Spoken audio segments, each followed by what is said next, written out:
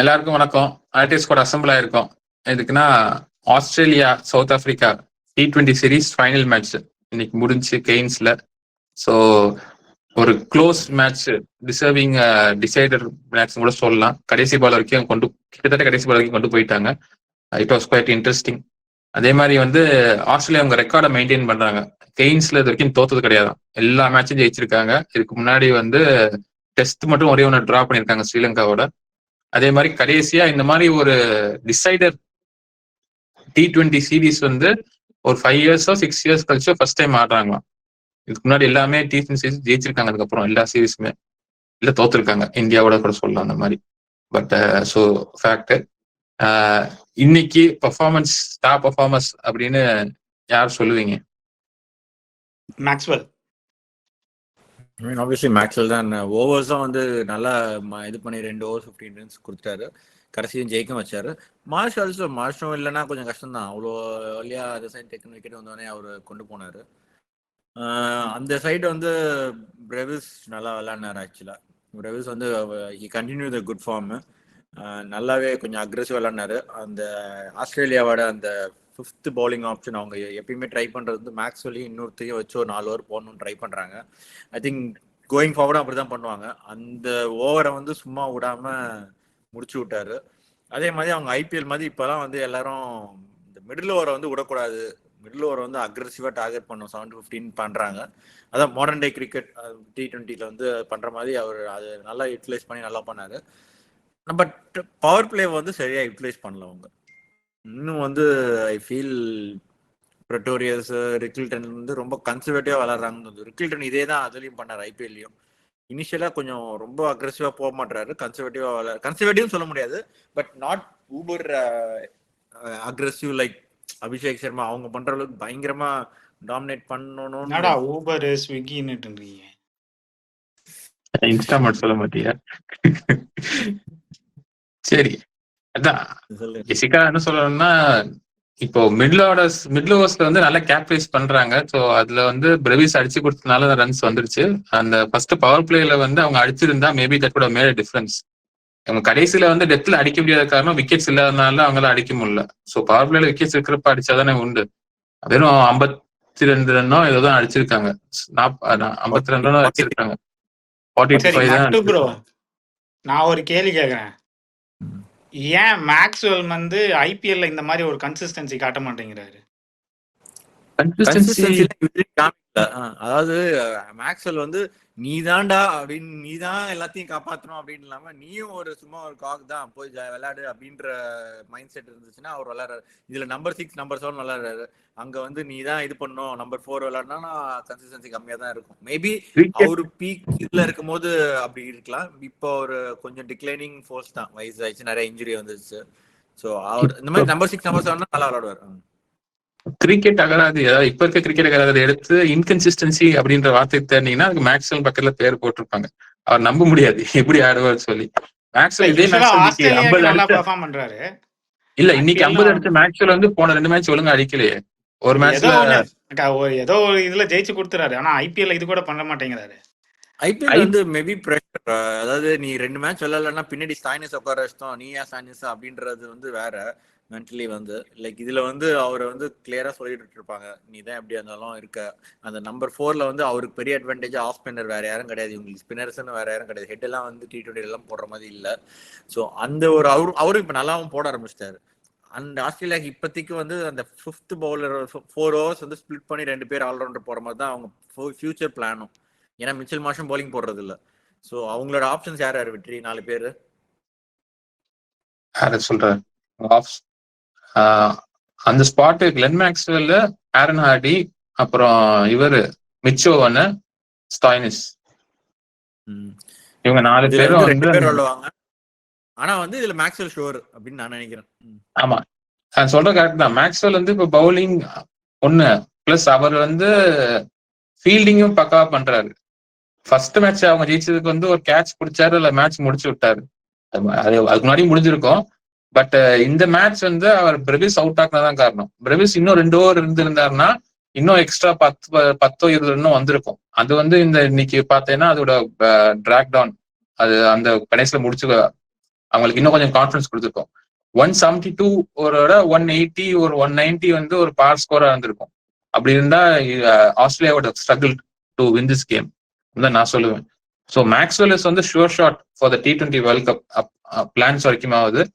And இன்னொரு ஸ்பாட்டுக்கு தான் மிச்சம்னா ஐ திங்க் இன்னைக்கு ட்ரையல் பண்ணி பார்த்தாங்க. சொன்ன மாதிரி ஆரன் ஆடி வந்து இந்த நியூ பால் வேல்யூ இருக்கான்னு செக் பண்றதுக்காக அது ட்ரையல்டு. அதே ஆனா இப்போ முன்னாடி பேசுனதுதான் ஸ்டாக்கும் கமெண்ட்ஸும் வந்துட்டாங்க அப்படின்னா அதுக்கப்புறம் அவங்களுக்கு பெருசா ஒன்றும் இது இருக்காது. ஸோ மிச்சோன் எனக்கு என்னமோ மிச்சோனோ ஸ்டாயினிஸோ 2 பேர்ல யாரோ ஒருத்தர் அவங்க எப்படி எடுக்கிறாங்க டிசைட் பண்ண போறாங்கன்னு தெரியல. ஹார்டி வந்து நியூ பால் நல்லா போட்டாரு, 6 ரன் தான் கொடுத்தாரு.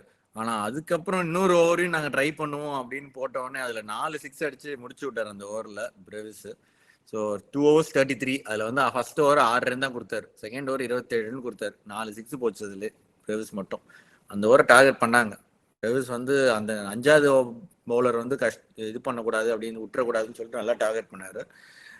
ஸ்டப்ஸ் ஐ திங்க் நிறைய விக்கெட் வந்தோடனே வேற வழி இல்லைன்னு ஸ்லோ டவுன் பண்ணிட்டாரு. அவர் இப்பயும் ஸ்லோ டவுன் பண்ணி கடைசியாக நல்லா கிளியர் பண்ணுவார். பட் இந்த தடவை எஃபிஷியண்டாக விளாட்ல. இங்கிலீஷ் வந்து second ball continues, first ball duck, second match கண்டினியூஸா. அவரோட வந்து அதாவது ஆஸ்திரேலியன் டீம்ல T20ல வந்து நம்பர் 3 பொசிஷன் வந்து ஒரு நல்ல சான்ஸ். அவர் ஆனால் யூட்டிலைஸ் பண்ற மாதிரி தெரியல. பட் ஆனால் அவர் தான் அப்படின்ட்டாங்க, யாரும் இப்போ திக்கு அதை இது பண்ணல. பட் இன்னும் 2 சீரீஸ் இப்படியே விளாட்னாருன்னா அதுக்கப்புறம் திங்க் அபவுட் இட். நம்ம ரீதிங்க் பண்ணுவாங்க. இன்னொன்று வந்து நம்ம சொல்லிட்டு இருக்கோம் இப்போ ஆரன் ஆடி மிச்சோன்னு, பட் கேமரன் கிரீன் வந்து ஸ்டார்டட் பவுலிங் இந்த நெட்ஸ். அவர் ஒரு ஆப்ஷனா வந்துடுவார் வேர்ல்டு கப்புக்குள்ள. இன்னைக்கு வந்து பெருசா தான் அடிக்கல, பட் அவர் பவுலிங்கும் போடுறதில்ல. But by the time of the world cup அவர் ஒரு பவுலிங் ஆப்ஷனா வந்துடுவாரு. மாஷ் நீ திங்க் அபவுட் இட். ஏதாச்சும் இன்னொரு allrounder left handed spinner allrounder நிறைய பேர் இருக்காங்களே, 2 பேர் இருக்காங்களே, அந்த மாதிரி யாராச்சும் யோசிப்பாங்க. பார்ப்போம் அது என்ன பண்றாங்க பார்ப்போம். But they want to go இது. ஆனா மார்ஷ் வந்து ரொம்ப நாள் கழிச்சு இப்ப திருப்பி இன்னைக்கு நல்லா அடிச்சாரு, 50 போட்டு விட்டாரு. ஹெட் வந்து அந்த மப்பாக்கா ஓவர் தவிர மத்த எல்லாத்துலயும் ஐ திங்க் ஸ்டில் ஒரு அந்த பர்பிள் பேட்ச் கண்ணு வச்சுட்டாங்க. 3 வருஷமா அந்த world cup ODI world cup ஜெயிச்சதுல இருந்து அந்த ஒரு ஃபார்ம்ல இருந்தாரு. அது வந்து கண்ணு வச்சுட்டாங்க. இந்த IPL-ம் சரி போச்சு, இதுவும் போச்சு, இந்த சீசன் போச்சு. Hopefully I'll find some form before the world cup. Rohit Sharma ஏதாச்சும் டொமஸ்டிக் விளையாடுனாருன்னா எதிர்க்க போய் விளையாட சொல்லுங்க, ஃபார்ம் வருமானு பார்ப்போம். ரோஹித் சர்மாவோட ஆடினாதான் அவருக்கு ஃபார்ம் வரும்னா மீன் போடுறாங்க. ரோஹித் சர்மாவை பார்த்தா அவர் மேட்ச் ஹெட்டுக்கு வந்து ப்ரிடாமினன்ட்லி இப்போ ஸ்பின் போட ஆரம்பிச்சுறாங்க. மார்க்ரம் வச்சு ஒரு ஓவர் போட்டாங்க அவர் வந்தோடனே. ஏன்னா அங்க SRHல அந்த மாதிரி போட்டாங்க இனிஷியலா 2 லெஃப்ட் ஹேண்டர் ஆஸ்பின் அப்படின்னு. அபிஷேக் சர்மா வந்து ஆஸ்பின் ஏன் போடக்கூடாதுன்னு காமிச்சாரு. ஹெட்டும் was no mug with off spin, spin விளையாட முடியாது அப்படின்னு இல்லை. பட் ஆனா இப்ப போட்டு கொஞ்சம் இது பண்றாங்க. Maybe is not so confident now. அது பிளஸ் மார்க்ரம் ஆக்சுவலா அந்த ஓவர் போட்டதுக்கு அப்புறம் மப்பாக்கா ஒழுங்கா போடாதனாலதான் திருப்பி had to come in and bowl. இதுக்கு முந்தின மேட்ச் எல்லாமே மப்பாக்கா வந்து மிடில் ஓவர்ஸ் தான் யூஸ் பண்ணாங்க. அவர் ஏன் நியூ பால்ல கொண்டு வந்து கொடுத்தாங்கன்னு எனக்கு தெரியல. லுங்கியும் இவருமே கண்ட்ரோல் தான் வச்சிருந்தாங்க. எதுக்கு மப்பாக்காக்கு நியூ பால் கொடுத்தாங்கன்னு தெரியல. அவர் ட்ரையல் பண்ணணுக்காக கொடுத்தாருன்னு தெரியல. கொடுக்காம வந்து அந்த பவர் பிளேல அந்த ரன்ஸ் போயிருக்காது. அந்த டிஃபரன்ஸ் அந்த ஆஸ்திரேலியா ஜெயிச்சதுக்கு இப்போ காரணம் அது ஒரு டிஃபரன்ஸ் தான். பவர் பிளேல வந்து விக்கெட் எதுவும் பெருசா கொடுக்காம ரன்ஸ் எடுத்திருக்காங்க. ஸோ அது ஒரு மெயின் காரணம். இப்போ சவுத் ஆப்பிரிக்கா வந்து எப்படி இப்போ யான்சன் ஃபிட் ஆகி உள்ள வந்துட்டாருன்னா இப்போ ஸ்ட்ரெயிட்டாவே கார்பின் பாஷுக்கு பதில் வருவாரா, இல்ல இன்னொரு ஸ்பின்னரே எடுத்து ஸ்பின்னரே இல்லாம போவாங்களா, இல்ல லுங்கிக்கு பதில் விளையாடுவாங்களா, இல்ல மப்பாக்காக்கு பதிலா எந்த இதுல வருவார் அவரு? என்னை கேட்டா வந்து பிரிட்டோரியஸை டிராப் பண்ணிட்டு ராசியை மேல கூட்டிட்டு போயிட்டு அந்த இடத்துல ஆன்சனை கொண்டு வரலாம். பிரிட்டோரியஸ் தான் சரி அப்படின்னு இல்லன்னு சொல்ல. ஷார்ட் டேர்ம் இருக்கு. இல்ல பிரிட்டோரியஸ் வந்து ஓப்பனிங் இருக்குங்க.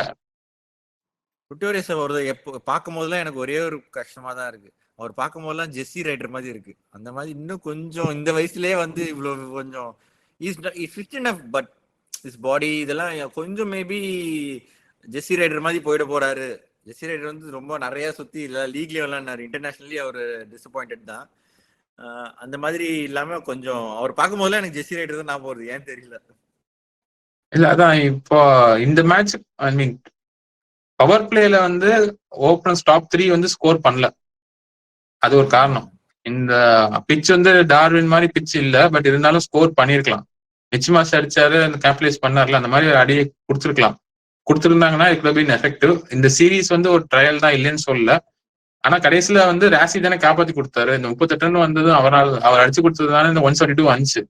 அவர் இல்லைன்னா அதுவும் வந்திருக்காது. இல்ல நம்ம வந்து முன்னாடி பேசினா அவங்க அல்ட்ரா அக்ரெசிவா போறாங்க, யாரும் அடிச்சுட்டு போறாங்க, கீழே ராசி இருக்காரு பாத்துக்குவாருன்னு. பட் அந்த டாப் 3ல ஒரு கிளீன் கட்ஸ், ஐ மீன் கிளீனா விளையாடக்கூடிய ஆள் யாரோ ஒருத்தர் தேவைதான். ஸோ அந்த ரோல்ல வந்து ராசி என்னைய பொறுத்த வரைக்கும் பெட்ரோலிஸ் டிராப் பண்ணிட்டு இல்ல ரிக்கில்டனை டிராப் பண்ணிட்டு 2 பேர் பெட்ரோல்ஸ் ஓப்பனிங் இறக்கி விட்டுட்டு நீங்க ராசியை வந்து 1 டவுன் கொண்டு வந்துட்டு ராசி இடத்துல வந்து அதுக்கப்புறம் you can bring in Hanson. இல்ல பாஷ் பதிலா டைரக்டா வந்துருவார். இல்ல எனக்கு என்ன, Markram is not a opener. மற்ற 2 பேரும் ஓப்பனர்ஸ். ஆக்சுவலா இந்த ஐபிஎல்ல ஓப்பனிங் இறங்கி நல்லா விளையாடினாரு, ஓகே. அதனால அவரு தான் ஓப்பனிங். ஏன் அவுட் ஆஃப் பொசிஷன் ஏன் விளையாடணுன்ற, அதாவது ஒரு ப்ராப்பர் ஓப்பனரை நீ 1 டவுன் வா, அதாவது மிடில் ஆர்டர் பேட்ஸ்மேன் ஒருத்தர் 1 டவுன் 2 டவுன் இருக்கிறவரை ஓப்பனிங் இறக்கி விளையாடணுமா? ரைட் ஹேண்ட் லெஃப்ட் ஹேண்ட் விளையாடுறாங்களா, இல்ல அவர் வந்து ஐபிஎல்ல நான் பெர்ஃபார்ம் பண்ணிட்டேன், நான் ஓப்பனிங் தான் இறங்குறேன்னு நினைக்கிறாரா, அது ஏன்னு தெரியல. But they have decided on that. Okay, அது ஒரு ஆப்ஷன். அவங்க இல்லாட்டி அவங்க இதே டெம்ப்ளேட்டோட அப்பாக்காக உட்கார வச்சுட்டு ஹான்சன் இறக்கி விட்டுருவாங்க. பேட்டிங் ஆர்டர் மட்டும் கொஞ்சம் மாறும். சொல்லுங்க. My friends discussing what is the answer 1 or 3. My answer is 500 மாதிரி இங்க நடந்துட்டு இருக்கு, நீங்க டிஸ்கஸ் பண்ணுங்க. ஸோ சொல்லணும்னா இந்த வந்து பேசிக்கா எல்லா டீமும் இப்போ விளையாடுற எல்லா சீரீஸுமே வந்து T20 வேர்ல்ட் கப் தான் ஃபோக்கஸ் பண்றாங்களா, அவ்வளவுதான், வேற எதுவும் இல்ல. பாத்துட்டு இருக்காங்க. ஒரு சில இன்டெப்த் தெரியல, அதான் டிசைன் பண்ணிட்டு இருக்கேன். போங்க. நம்ம வந்து நம்ம ஃபேண்டசி லீக் பண்றப்ப இவன் தான் ஆடுவான், அவன் தான் ஆடுவான், நம்மளாம் ஒரு மனக்கணக்கு போட்டு பிளே எடுப்போம்ல. அந்த மாதிரி நாங்க வந்து ஒரு மனக்கணக்கு எப்பயோ போட்டுட்டு இருக்கோம். அது போட்டா ஒர்க் அவுட் ஆகும் இல்லையான்னு தெரியல, பார்ப்போம்.